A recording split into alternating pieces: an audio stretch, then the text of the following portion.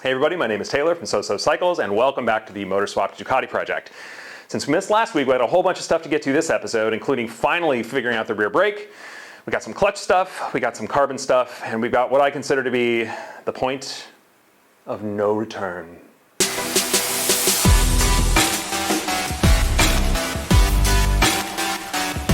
So because I've kept you waiting a couple of weeks due to having the engraved digger in Milwaukee, Wisconsin at the Mama Tried show, actually, here's a couple pictures of it.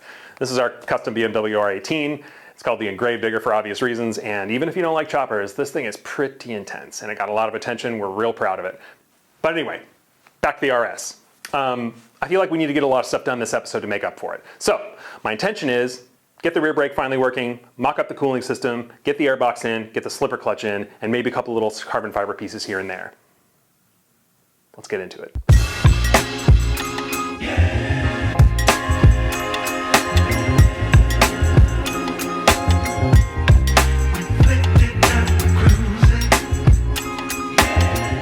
Yep, we are taking the brake bracket off again because we have now an 848 brake bracket, which is on the right. And as you can see, it has the appropriate mount hole for the speedometer sensor, which will power the speedometer in the dashboard. There it is from the back. And as you can see, the caliper mount holes are a little farther out than they should be, but let's get it on there and see what it looks like.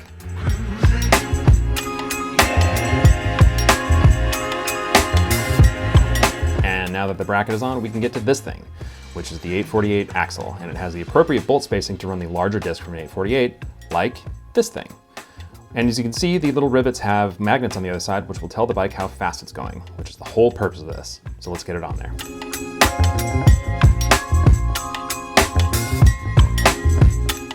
And right here you can see that there is a BST wheel spacer in there, which is required so those spokes do not hit the caliper.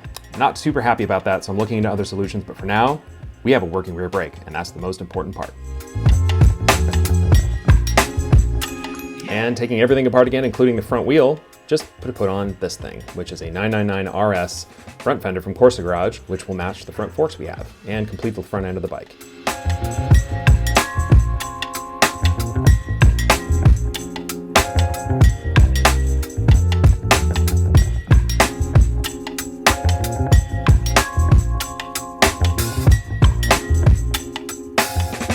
So now that we have a working rear brake, finally, which I'm very excited about, and we have little bits of carbon on, I figured it was time to address the clutch situation. I would really like to get the slipper clutch in there, and I do have something kind of cool sitting by the wayside to replace this thing. And why is it already off the bike? Well, because I forgot to hit record. So, let's do some clutch stuff. Yeah.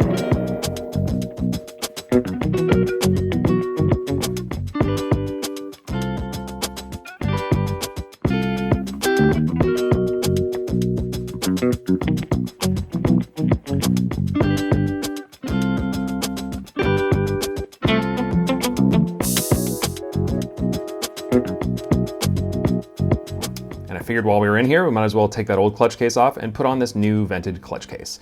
This thing's from Corsa Garage, and those big cutouts on the side are meant to help aid cooling the clutch, so you don't get slippage and stuff while you're on a track day or in a race. And I feel like it will be a perfect complement to this beautiful Ducati 4-spring slipper clutch.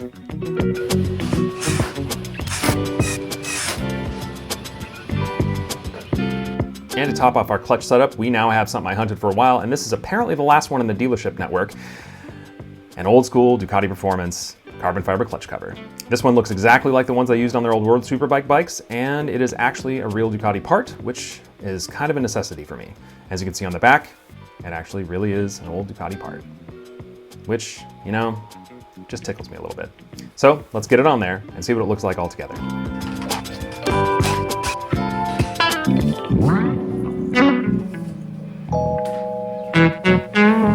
And not only does it look cool, it actually has a purpose, because air flows in through here through the vents in the fairings and comes out the back through here, filtering through the clutch and keeping it nice and cool, which is pretty awesome. And it seems like it's about time to do the cooling system. And this is the old 916, 748, whatever radiator. As you can see, it has two exits on this side at lovely jaunty angles. It has a single fan and an exit on this side that goes to the expansion tank. What we need is this. This is the 1098 radiator with a fill cap right there rather than filling through the expansion chamber. It has two fans and these lovely pipes that match up with the 1098, which is the most important part. And as you can see from the look on my face there, it mounts perfectly to the old mounts from the 916 frame. It all fits up perfectly and all the hoses fit, which is kind of a surprise to me. The interchangeability of parts in Ducatis is kind of astounding sometimes. So let's get the rest of this on there and have a fully mocked up cooling system.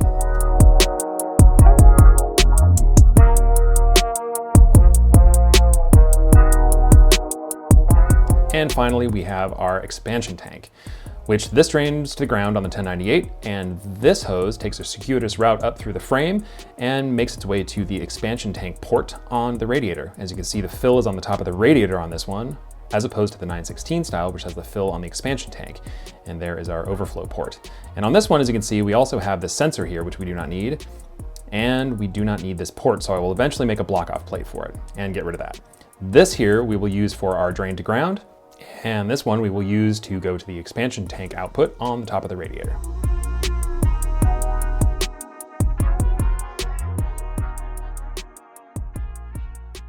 So now we've come to the point of no return, and I have been kind of dreading this since day one when I knew that this was going to be the frame that I was going to be working with. And I can't sugarcoat it. I got to cut the frame. I got to cut the frame pretty aggressively, and I have to weld in a new piece, which I'm not really excited about, but actually, you know what? Let me just show you.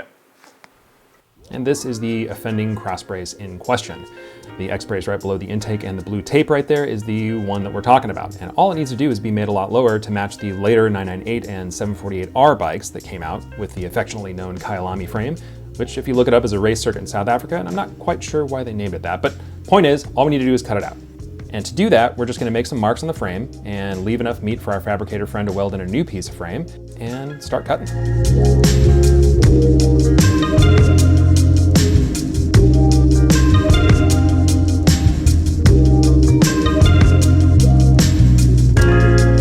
Just like that, we now have clearance. So let's file it down a little bit, get rid of all the rough edges, and get that airbox in. So the reason we're doing everything the way we are, rather than just kind of flipping the linkage and building an airbox out of stuff I have sitting around, is because I have some very specific requirements, well, two of them, that I want to hit with this airbox. The first one is I would like positive airbox pressure, and I don't feel like I'm going to get that with a smaller airbox, smaller volume airbox. So I want a large volume one, and all that means is basically the engine is getting air shoved into it rather than it trying to suck in air. That's really, really good kind of for freeing up power, and it's the way that the factory did it on the race bikes and on the factory road bikes. So we want that. Second, if you can tell from the way I'm doing things already, it's got to be pretty. So through Justin at Corsa Garage, I ordered this from Giordano Loy, who made me a custom Tamburini framed, 1098 motored, engine swap airbox. It is large volume, it's got the RS removable side panel so you can get to these belts, and it's awfully, awfully pretty. It is some of the most beautiful carbon fiber work I've ever seen. I also have the matching runners and throttle body support brackets and injector brackets, which we'll get to in a later episode, but for now, let's just get this thing in there and see what it looks like.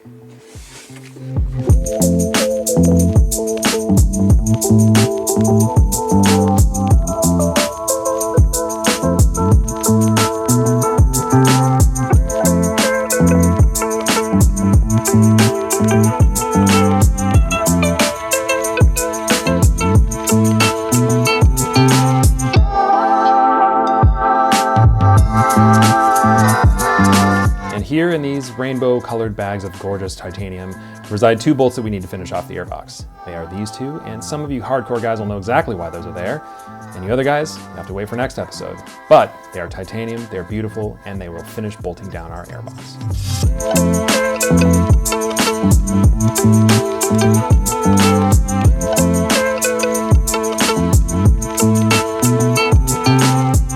And now, you know what time it is. It's time for some glamour shots.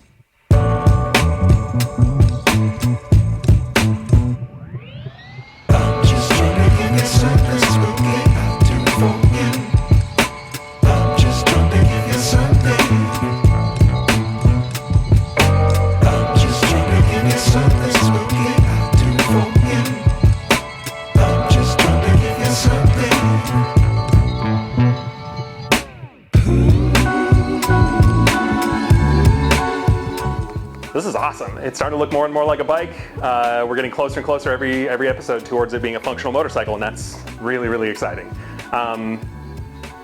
yeah, join me next time when we're gonna be doing the fuel system, get the tank on, get everything plumbed, and then we're gonna start doing wiring and fitting the body. So we'll see you next time.